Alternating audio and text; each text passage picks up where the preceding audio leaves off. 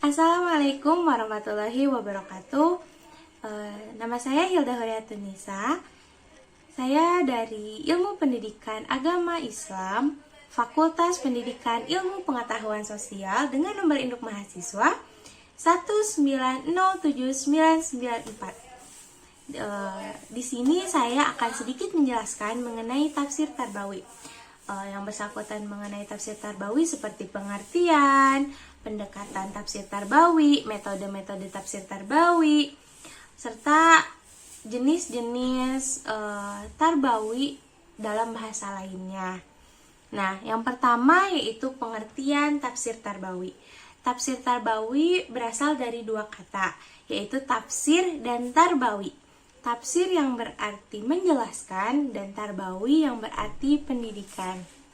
Nah, sedangkan pengertian tafsir tarbawi yaitu sebagai metode memahami Al-Quran yang dilihat atau didekati dari sisi pendidikan dengan lebih memperhatikan gaya kependidikan dalam memberi analisisnya, sebagaimana dipahami bahwa Al-Quran memiliki kecakupan yang lengkap dan sangat-sangat luas. Maka dari itu, hal-hal yang berkaitan dengan Al-Quran termasuk dengan pendidikan. Nah, oleh karena itu perlu kita untuk mencoba menjelaskan ayat-ayat Al-Quran yang berkaitan dengan tarbiyah atau dengan pendidikan dengan mendekati pendidikan sebagai media analisis pada tafsir Tarbawi ini.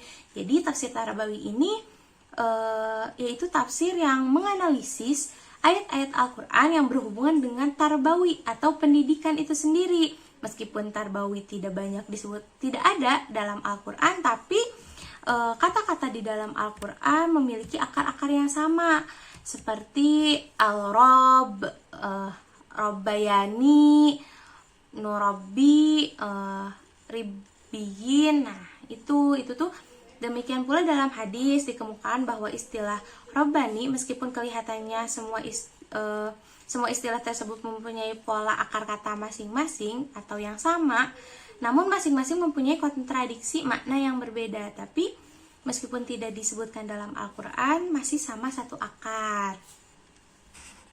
Selanjutnya yaitu pendekatan-pendekatan yang digunakan dalam tafsir Tarbawi. Yang pertama ada pendekatan linguistik atau pendekatan secara kebahasaan. Nah, memiliki alasan yang kuat mengingat Al-Quran merupakan pesan-pesan Allah yang dikemas dalam media bahasa. Nah, pendekatan linguistik merupakan cara yang paling mendasar untuk memecahkan pesan-pesan tersebut dan jadi mencocokkan kosakata bahasa Arab.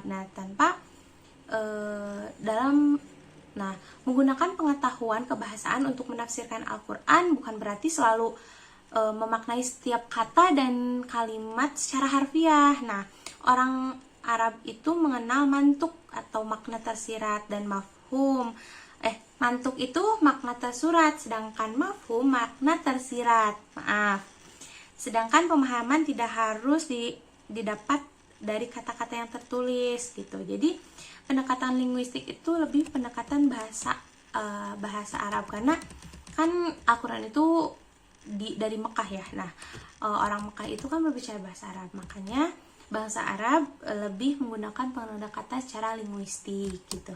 Yang selanjutnya yaitu pendekatan berbasis logika.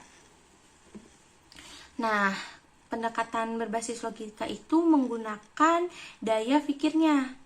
Jadi para ulama atau jumhur ulama itu atau seorang mufasir itu harus mengaktifkan atau menggunakan seluruh daya berpikirnya atau yang disebut ijtihad. Nah, ijtihad itu biasanya dilakukan oleh para ulama, para mufasir untuk menentukan sesuatu melalui ijtihad, berpikir secara logika dengan berunding musyawarah. Nah, misalnya dalam satu contoh makna harfiah Al-Quran dalam kacamata suatu madhab teologis berimplikasi pada penyematan sifat makhluk kepada Allah Subhanahu wa Ta'ala. Nah, jadi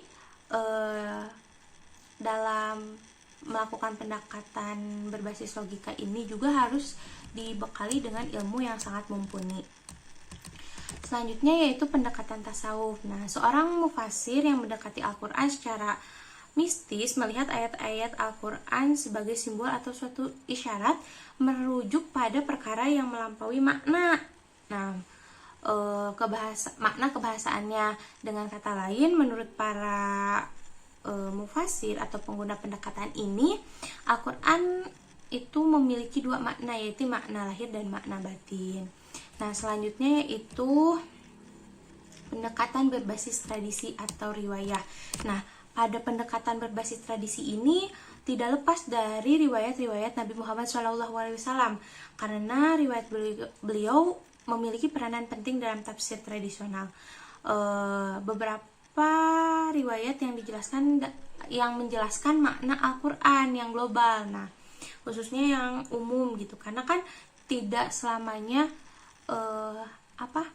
di Al-Quran itu dibahas secara tuntas. Nah, ada hadis dan ada riwayah-riwayah yang diriwayatkan oleh para sahabat dan tabi'innya untuk menerjemahkan atau menafsirkan kembali ayat-ayat Al-Quran yang global atau umum. Jadi diperincinya itu bisa melalui tradisional dan tidak terlepas dari riwayat-riwayat Nabi, karena Nabi merupakan seseorang yang menerima wahyu langsung dari Allah Subhanahu wa taala, yaitu Al-Quran.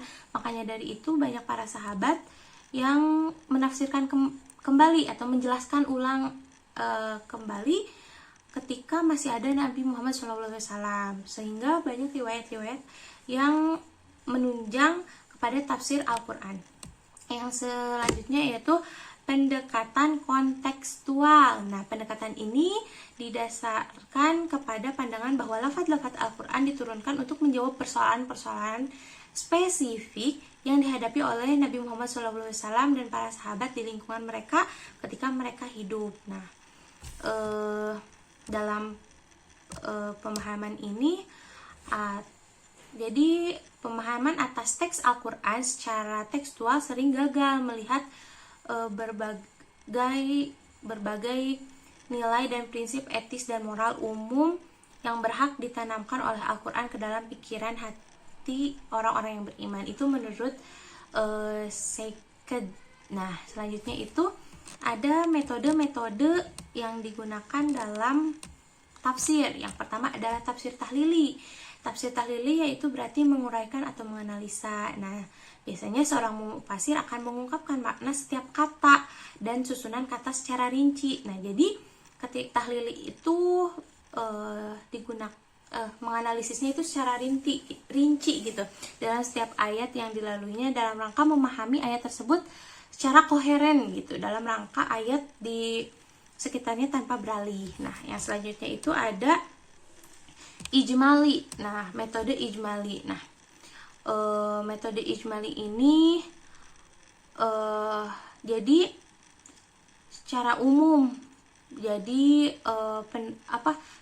menafsirkannya itu secara umum global gitu. Jadi tidak secara terperinci satu ayat per satu ayat, tapi secara umum. Yang selanjutnya ada tafsir muqarran. Nah, tafsir muqarran adalah upaya yang dilakukan oleh para mufasir dalam memahami satu ayat atau lebih, kemudian membandingkan dengan ayat yang lain. Jadi bisa ditarik kesimpulan. Jadi tafsir muqarran ini membandingkan satu ayat dengan satu ayat yang lain yang memiliki kedekatan atau kemiripan tema, tetapi redaksinya berbeda. Jadi ada beberapa ayat nih yang sama tapi redaksinya berbeda gitu. Jadi dibandingkan gitu. Yang selanjutnya yaitu ada tafsir maudu'i. Salah satu model penelitian Al-Quran pada model penelitian tematik. Nah, jadi maudu'i itu dipakai pada model penelitian tematik gitu. Jadi secara bertema gitu. Jadi seseorang peneliti akan mengambil tema untuk tema dalam Al-Quran gitu untuk menganalisis. Jadi menganalisis itu per tema. Jadi di tema-tema gitu. Yang selanjutnya yaitu istilah Al-Quran yang terkait dalam pendidikan. Yaitu ada beberapa istilah-istilah dalam Al-Quran yang terkait dengan pendidikan. Yang pertama adalah ta'lim. Ta'lim yaitu secara bahasa artinya pengajaran. Sedangkan secara istilah berarti pengajaran yang bersifat pemberian atau penyampaian pengertian, pengetahuan, dan keterampilan. Sedangkan yang kedua itu ada ta'dib. Ta'dib merupakan berarti mengajar sopan santun. Sedangkan menurut istilah, ta'dib diartikan sebagai proses mendidik yang difokuskan kepada pembinaan dan penyempurnaan akhlak. Jadi ta'dib itu menyempurnakan akhlak. Jadi lebih berfokus kepada penyempurnaan akhlak peserta didik gitu. Yang selanjutnya itu ada tarbiyah. Tarbiyah yaitu artinya pendidikan. Tarbawi, tarbiyah. Nah, sedangkan menurut istilah merupakan tindakan mengasuh, mendidik, dan memelihara. Jadi tarbiyah itu memberikan asuhan, memberikan tindakan. Jadi ada pendidikan lah gitu. Kan dalam pendidikan kita memberikan tindakan ya, tindakan untuk memberikan ilmu gitu kan, dengan cara mengajari. Nah, tindakan untuk mengasuh, maksud mengasuh di sini membimbing gitu kan. Terus mendidik ya, kita mendidik sebagai seorang pendidik gitu. Pendidik akan mendidik terdidik gitu. Yang selanjutnya yaitu adalah at-tadhib. Nah, at-tadhib ini ada yaitu pembinaan akhlak yang dilakukan oleh seorang mudzib atau guru terhadap seorang mutahadzib atau murid untuk membersihkan, memperbaiki perilaku dan hati nurani. Jadi kalau at-tadhib itu lebih ke spiritual. Jadi pengajaran-pengajaran spiritual gitu. Bagaimana cara Anda untuk memberikan penjelasan mengenai konteks-konteks dalam pembelajaran Islam? Nah, banyak metode yang bisa kita lakukan, seperti melakukan metode kisah, metode perumpamaan atau amsal, yaitu atau metode keteladanan. Nah, contohnya nih, kita akan memberikan suatu pembelajaran pendidikan agama Islam melalui metode keteladanan. Nah, untuk mempermudah pemahaman untuk peserta didik dan pelaksanaan pelaksanaan dalam proses belajar mengajar itu bisa mudah gitu, mempermudah guru dan mempermudah murid, kita bisa menceritakan keteladanan pada masa-masa sahabat, masa Rasulullah, masa sahabat. Jadi misalnya nih, kita akan memberikan contoh satu kisah keteladanan Nabi Muhammad SAW. Nah, jadi kita itu memberikan dulu cerita-cerita yang bisa diambil hikmahnya, keteladanannya bisa kita contoh gitu. Nah, dari sana nanti kita akan memberikan ayat-ayat Al-Qur'an yang sinkron dengan kisah-kisah tersebut. Misalnya keteladanan Nabi Muhammad SAW dijelaskan dalam Quran surat Al-Ahzab ayat 21. Nah, nanti kita bahas bersama-sama dari sisi pendidikannya. Dari sisi pendidikannya kita akan membahas bersama-sama membahas ayat itu dan disinkronkan dengan keteladanan Nabi Muhammad SAW. Mungkin dengan metode lain, sepertinya perumpamaan nih. Dalam perumpamaannya itu perumpamaan seorang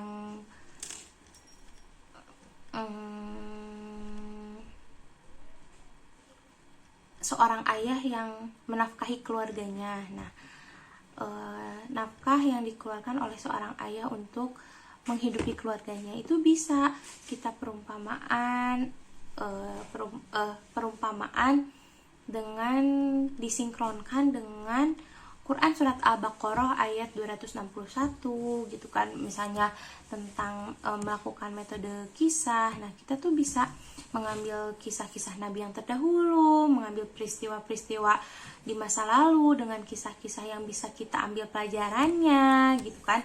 Ada sisi-sisi tafsir tarbawinya dan kita bisa sinkronkan kisah-kisah itu dengan Al-Qur'an gitu ataupun hadis begitu.